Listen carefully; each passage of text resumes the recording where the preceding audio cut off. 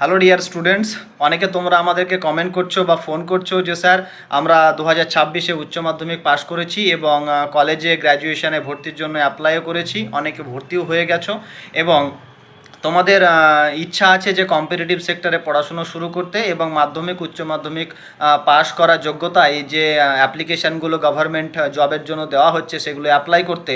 তাহলে এটা যদি শুরু করো তাহলে কি তোমাদের কোনো সমস্যা হবে কি হবে না?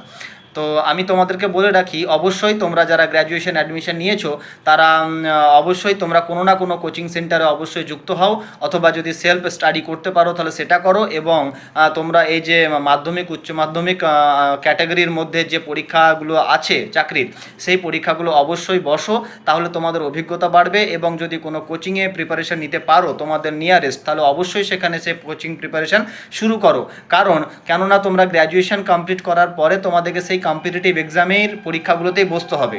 তো সেই সুবাদে যদি আমরা আগে থেকেই মানে গ্র্যাজুয়েশনের ফার্স্ট ইয়ার থেকে যদি কম্পিটিটিভ প্রিপারেশনটাকে স্টার্ট করে দিই, তাহলে কিন্তু আমাদের গ্র্যাজুয়েশন পাস করার পরে আমাদের চাকরি পেতে বা চাকরির পরীক্ষাগুলো পাস করতে খুব অল্প সময় লাগবে। কারণ খুব অল্প সময়ের মধ্যে আমরা কিন্তু তখন পরীক্ষাগুলোকে ক্র্যাক করার ক্ষমতা অর্জন করে নেব। কারণ এই যে 3 থেকে 4 বছর আমরা যে সময়টা পাচ্ছি, এই সময়টার মধ্যে অনেক সময় কিন্তু বাচ্চারা নষ্ট করে ফেলো, হয় কোথাও আড্ডা দিয়ে বা কোথাও ঘুরতে গিয়ে।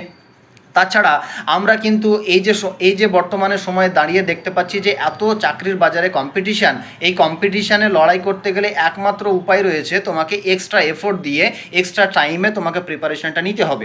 যদি তুমি প্রিপারেশান না নাও তাহলে কিন্তু তুমি আগামী 4 বছর পর নিজের কম্পিটিশানে কোথায় হারিয়ে যাবে তোমাকে কেউ খুঁজে পাবে না। কারণ দিন যতদিন এগোবে তত কিন্তু কম্পিটিশানের হারটা আরও বাড়তে থাকবে এবং চাকরির রেশিওটা কমতে থাকবে। তাই যত তাড়াতাড়ি সম্ভব কোনো একটা সরকারি চাকরি যদি তোমরা অ্যাচিভ করতে পারো, তাহলে হয়তো সেখান থেকে নিজের কেরিয়ারটাকে স্টার্ট করতে পারবে।